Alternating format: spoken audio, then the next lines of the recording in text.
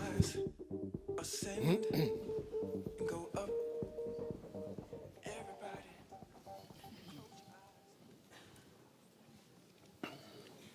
Hi, welcome everyone. We're here to talk about global EdTech trends. First of all, I'd like the panel to introduce themselves. Carry on, John. Okay, so my name is John Martin. I'm the CEO of Sanoma Learning. We're headquartered in Helsinki in Finland. We're the biggest education company in Northern Europe. We serve about 10 million pupils, 1 million teachers in Northern Europe. We're big in blended learning, about 300 million euros of revenues, of which about 100 million is multi-channel, about 50 million is pure play digital in Northern Europe. We believe that the teacher is the killer app in education, and technology can supercharge a good teacher. Brilliant, thank you. Ulrik? I'm Ulrik Christensen. I'm originally a physician, but I've worked in education for soon 25 years, trying to understand human errors. We build both patient simulators in medicine, but the last 10 years have been focused on adaptive learning. So that modern wave of adaptive and personalized learning that many of you are either professionally engaged in or hearing about, we pioneered a large part of that. 3 years ago, we sold a part of the company to McGraw-Hill, which is the foundation for today the 1,700 products they have in adaptive learning. Very interested in the interaction between teachers and using these technologies because it belongs very much to the story that we actually came from building these technologies because we wanted to get more out of the high-value environments with teachers and facilitators in the room, not technology for technology's sake. Great, thanks. Katherine? I'm Katherine Whittaker. I'm the CEO of EtonX. EtonX is a wholly owned commercial subsidiary of Eton College here in the UK, although our company is actually based in London. We've been operational for the last 2 years in China. We create and deliver skills development programs for teenagers. We're currently working on a new future skills program, which will be fully online and global for launch next year. And at the heart of that will be live online classes with Eton-trained tutors, but still in that area of soft skills development, although we're also branching out into practical skills and entrepreneurship as well. Brilliant, thanks, Katherine. I want to start, big data, personalization, adaptive learning, big topics. Ulrik, I know you've got some experience here, so how important are they for global education? I think they're really important, but I also think that it's very important that you can have personalization and adaptation at many different levels. I did another university degree that I normally don't brag too much about at Dundee, where every week I send in my assignments and then I got personalized feedback back. But the adaptation rate was once per week, right? Whereas in the systems we've been doing research in the last years, it's adaptations every 30 seconds and we completely recalibrate the entire model. So maybe that's not necessary. We've had this debate over the last years, exactly how much is necessary for adaptation and personalization to bring value. But we can see that you can be pretty aggressive and still get a return on that investment if you use more sophisticated methods. But it's not just a matter of the muscle play on how adaptive you can make it. It's also, there are some breakthroughs, for instance, in math, where there are some peak performance. Are you allowing students to show their work so that you can specifically pinpoint where they're making the mistakes so you can attract the attention to that? Or are you just giving them another algorithmically generated problem? So I think that there is a peak performance issue, and I think there is a muscle issue in terms of, can you actually generate enough content of a certain kind that can be delivered adaptively? Because if a session, or if a piece of content is more than 30 seconds long, you can't adapt with higher frequency than the length it is. So if it's a 10-minute video clip, the rate of adaptation cannot be more than 1 adaptation per 10 minutes. So I think it's very important to look at this as a very nuanced discussion. And it's not just a matter of more, it's also a matter of how sophisticated. Okay, John, what's your experience? Yeah, so I think personalization and adaptive data are extremely important because they enable what we call learning impact. They help to engage pupils, they help them to get better learning outcomes, and they help to the efficient work of the teaching. So we have adaptive platforms, we have homework platforms, gamified learning platforms, and our experience is they help to bridge the gap between the school and the home, so they extend the learning time. They also very much help boys, for example. Boys hate to do homework typically, and we see that on adaptive platforms, boys use them actually even more than girls. So they help to engage pupils to spend more time learning, and that's very positive for the learning outcome itself.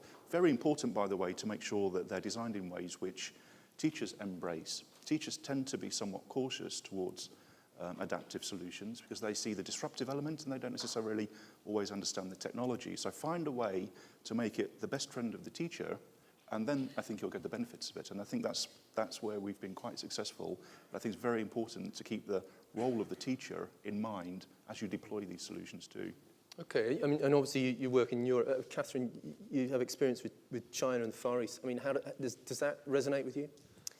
Yes, I think teachers are absolutely key in the adoption of educational technology across the board. And what we've seen in China is that there is a huge amount of training that's required before teachers are using even quite basic forms of educational technology. So the likes of adaptive learning, that's quite far off, and certainly some of the schools that we've been working with. And there's somewhat of a resistance to using technology at all. So there is a definite difference across the globe in terms of rates of adoption. I mean, obviously, we're also based at Eton. EtonX has a seat in the Centre for Innovation, Research and Learning at Eton, and there, what the school's trying to do is make sure that some of these technologies actually work for teachers, that they're practical, that they have the time, that they have the chance to actually reflect on what they're doing.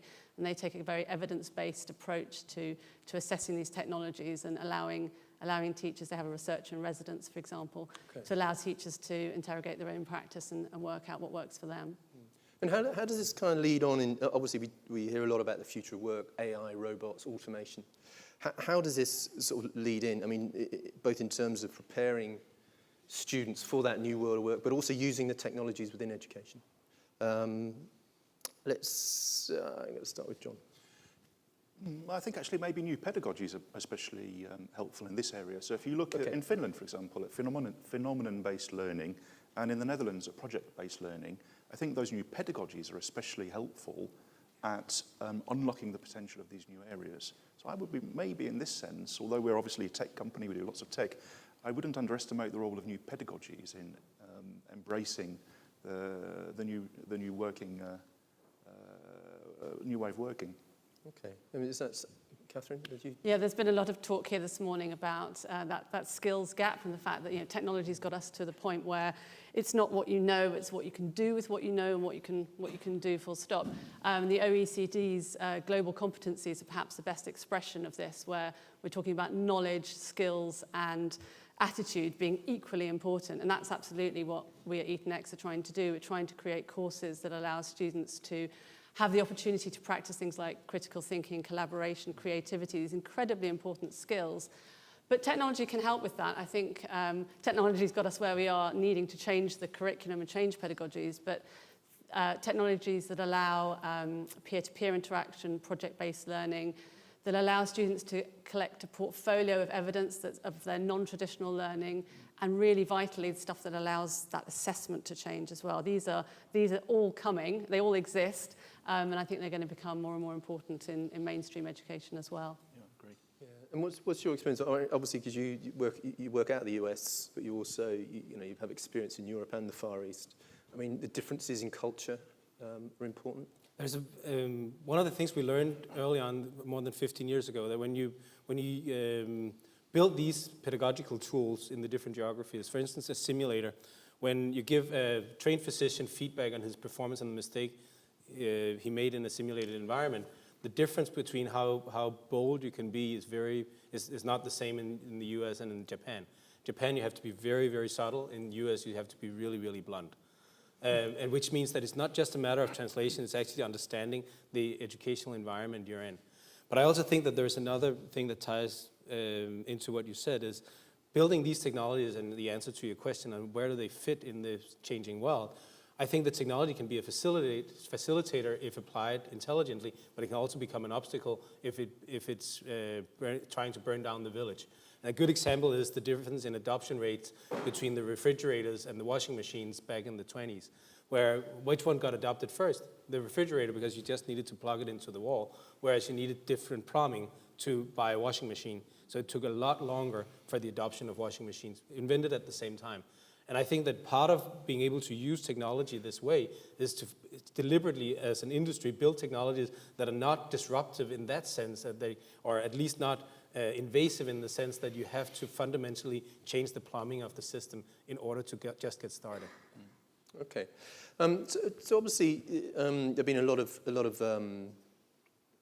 technology trends. I mean, the previous speaker talked a lot about VR and AR. I mean, where do you see gamification, VR, AR, video having significant impacts in education? John?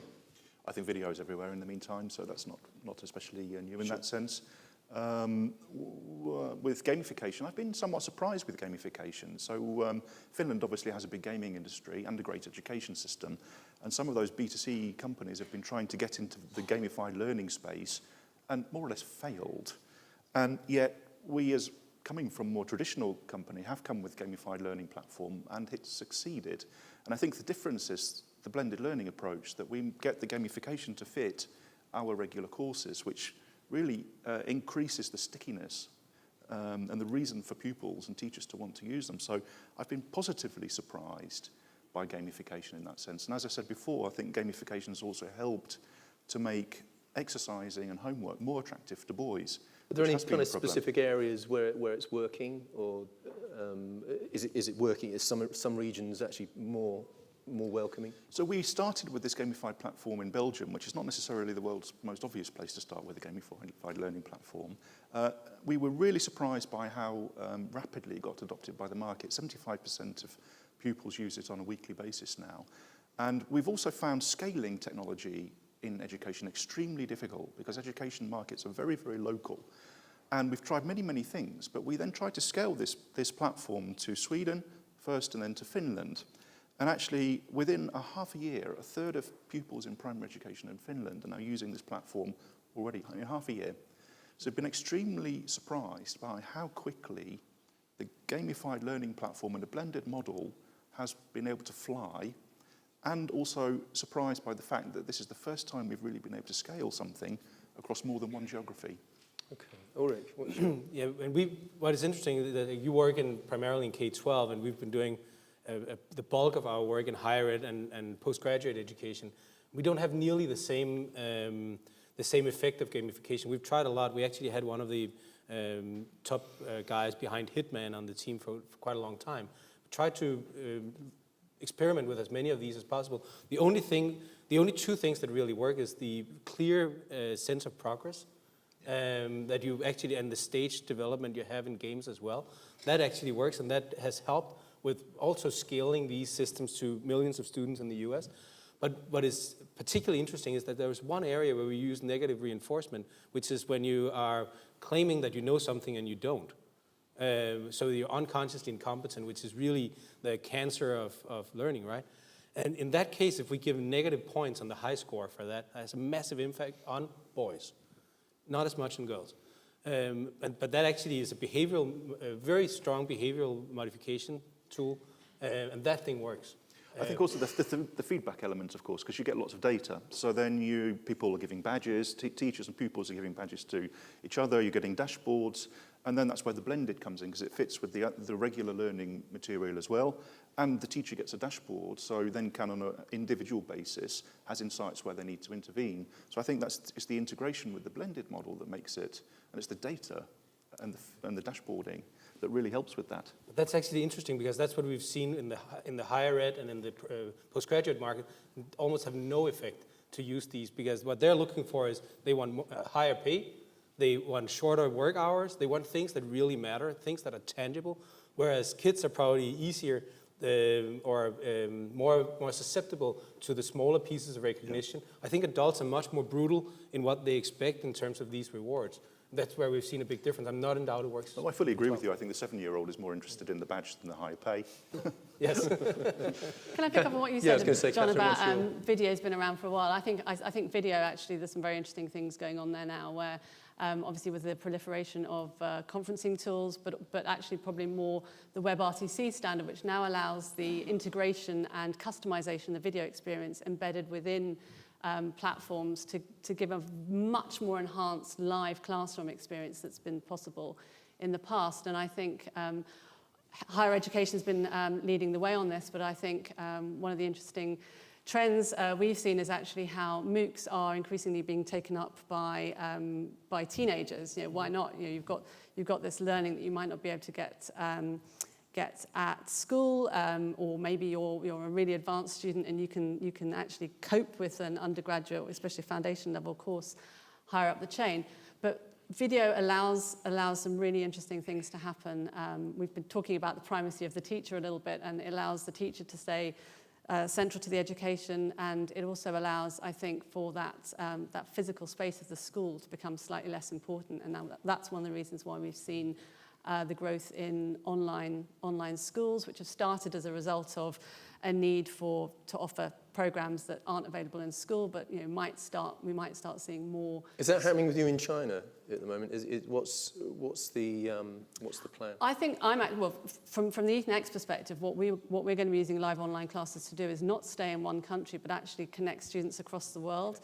And one of those global competencies that often gets talked about is the need to be able to talk to people from different cultures. And I think being able to do that through a live online class where you're not just sitting in the same space listening to a lecture as somebody from another country, you're actually collaborating with them on a project or doing some work live online while the teacher is perhaps just observing you in a breakout room. That's exciting.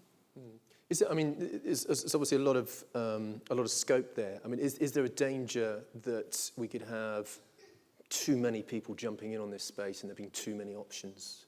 Ulrik, do you think?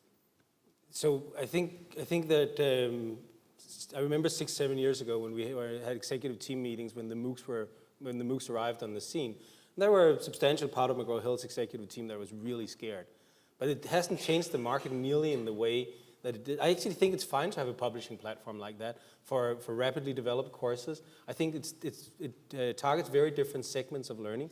I think that in general, the consumer in 10 years from now will be really good at selecting and finding things in a really big haystack, or finding the needle in a big haystack.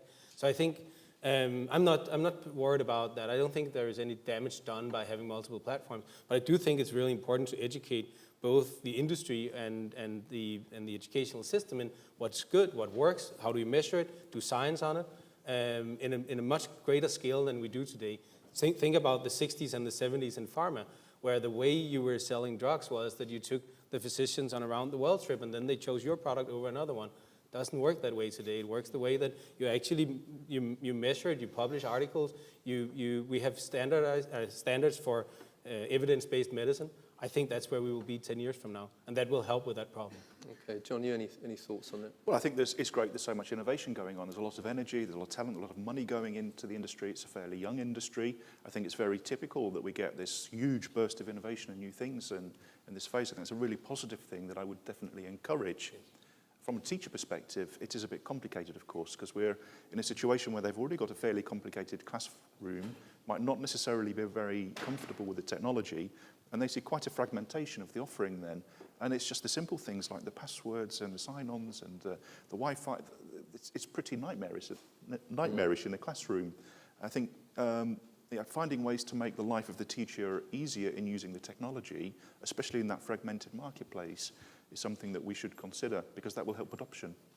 Yeah, you talked about sort of speaking with investors and saying there's investor overkill. I mean, there might be some people here that ideas are sparking in their head. I mean, is there a danger that there's a lot of dead ends in this market?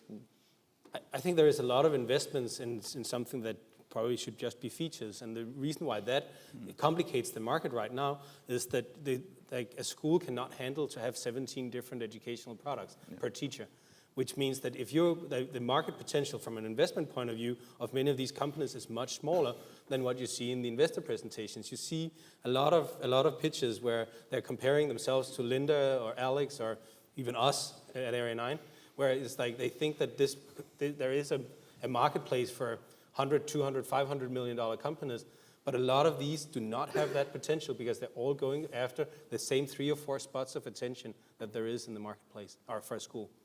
I think that the integrated solutions are actually quite helpful in K-12 at least, where you've got a core course, and then you plug in adaptive, you plug in AR, you plug in VR, you plug in exercising, you plug in lots of different things, but you give a seamless experience to the teacher. And that's why I think partnerships are going to get much more important in the future too, and working together with the ecosystem to offer a much smoother experience to the users. Okay, are you seeing that, Katherine? Because obviously you're talking about global expansion and Well, domination. going back to that point about investors, I think obviously we've had a lot of contacts with China over the last 2 years, and there's an enormous interest in the EdTech industry in the UK from Chinese investors who really do have money burning a hole in their pockets. And what I find interesting is quite a few Chinese investors buy schools here in the UK, you know, a lot of smaller boarding schools or day schools on the market. They buy those because obviously that's a physical presence, it's visible, there's a clear business model there. But a lot of them are also tasked with trying to find something to buy in EdTech, and they're looking for those, they're looking for the Airbnb, the Uber of EdTech, and not finding them. And I think, yeah, as you say, a lot of the energy and the innovation is fantastic, but it's much smaller than some of these investors want. And I think that's the reality, and maybe we'll see more convergence in that. I think the Chinese are going to be buying European companies a lot. They keep knocking on my door all the time because we're Finnish and we've got lots of technology, we've got a huge amount of money. It's based on the Finnish education system. Finland the number one target at the moment? I don't know, but I think Feels the Chinese are really hunting at the moment. So, I mean, obviously, talking about money, you know, I mean, budgets vary across regions. We talk cultural differences, budgets vary. We know in the UK, schools are under pressure, state schools are under pressure. So, I mean, should that sort of reflect the way in which companies approach certain regions, or is it having an effect, do you think, and how do you cope with reduced budgets? I think the way it's been working so far is that technology has been an extra cost in a school, and the benefits have been thin so far. On the other hand, I do think that there are gaps in schools today. If you think in Western Europe today, spending on K-12 education is between 6,500 and 7,000 euros per pupil per year. 75 to 80% of that money is spent on the salary of the teacher. And there are quite a lot of gaps emerging in the capacity of the teaching body moving forward. So in certain regions, in certain subjects, in terms of illness and so forth. And I think if we could use technology to fill those gaps, then there's actually quite a lot of money in the system that could be redeployed to do it. Okay. All right. But if you look at the political willingness to do that, it's really relatively limited. So I advise the Danish government on this, and while there are lots of good intentions, you just don't see the amount of investments in this. So if you compare it again to the healthcare sector, the amount of money that goes into technology to supplement the people working in healthcare is a completely different proportion than the amount of technology that goes into education compared to the human component. I think Ulrik is completely right there, and I think the political will to address maybe the role of the teacher in the system is not very strong. But I also look at it from a different angle. We're now coming in Finland, for example, which is a huge country with a small population. In remote regions, there are gaps now where communities don't have enough teachers. Now, if they have to close the school, that's the end of the community. So then we're now coming with distance teaching models, obviously using technology, to substitute the fact there is just simply no teacher available.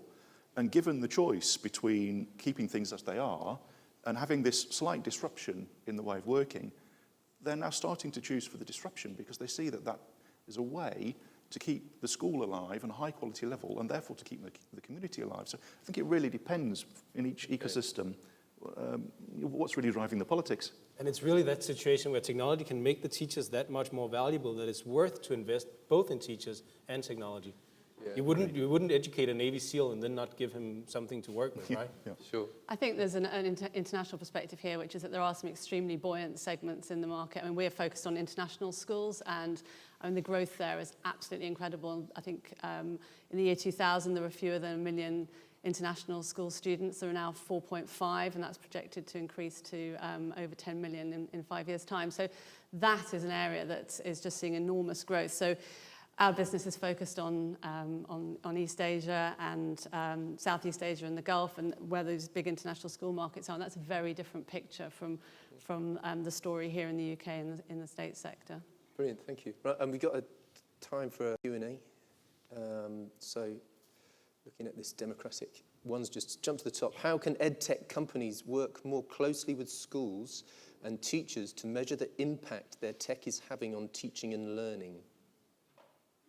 Who wants to start with that one? We developed at Sanoma Learning, we recently developed something called the Sanoma Learning Impact Framework. How are our products working in terms of engaging pupils and teachers? What's the impact that they're having on the learning outcomes, and how much time are they saving in the journey of learning for pupils and teachers? And that's just for Sanoma Learning. I think if we could find some sort of standard methodology for the industry, maybe that would be helpful. I would look to organizations like Leap Innovations. A lot of you will remember that Gates mentioned them in his keynote last year at ASU GSV. Leap is an organization that takes in and vets personalized learning tools. It's a non-for-profit, and what they do is then they not only help validate and help the schools do the hard lifting and figuring out what works and what doesn't work, they also help them implement it and they help measure it. And they build metrics for where are you on a personalization scale. Another organization would be Character Lab, run by Angela Duckworth. Same approach, just in terms of grit and motivation.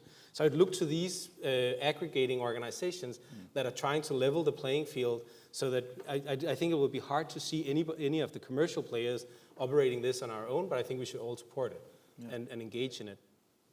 I think even on a small scale, it's so important to get in front of teachers and learners at the very, very beginning of the process. I think I've seen so many pitches where there's a nice idea, but you can tell they haven't actually spoken to a teacher about how it might be used. So not just in the development phase, but really in that very early concept phase. Agree with you. If you're a parent, talk to your own school. If you have friends overseas, I mean, we've just done a market research project just simply by casting over our net. We had contacts in 15 different countries that we could talk to. Get out there and just test that initial idea as much as the development thereafter. Definitely agree. Okay. Yeah. Okay. We kind of touched on this one a little bit. Do you think we are seeing an EdTech bubble? We've got about 20 seconds each. I don't know. I think the market is huge. There's a massive amount of opportunity. Whether the sums involved don't seem that massive if you compare them with the absolute amount of money that's being spent on education. What is it, $5 trillion every year being spent on education? And the sums that are going into venturing are not that massive compared with that market size, or maybe not. I do think there are parts of the market, I think it's dichotomous. I think there is some very massive values to be generated in the really hard lifting and the big problems in education. But I do think there is an over-investing in the quick fixes or the attempts to make quick wins. And you won't see them as much in education as you see in other kinds of technology. FinTech is a good example. You can with 2 or 3 people still make technologies that becomes worth $500 million. There are not many of them left in education. And I do think that part of the investment market is overinflated. I think it still feels like very early days in some ways. We're still trying to solve some really big problems. I think I agree with you in your assessment of the market, but I think we've got so much more work to do in terms of making these technologies really work. And there are some really big entrenched players. The mandatory sector doesn't move very fast. So I think it'll take a long time for us to see some of these innovations really take off in the way that I think we all hope that they will. Brilliant. So the future's bright. The future's very bright. Fantastic. So we're out of time, I think. So fantastic. Thank you very much. Thank you. Thank you.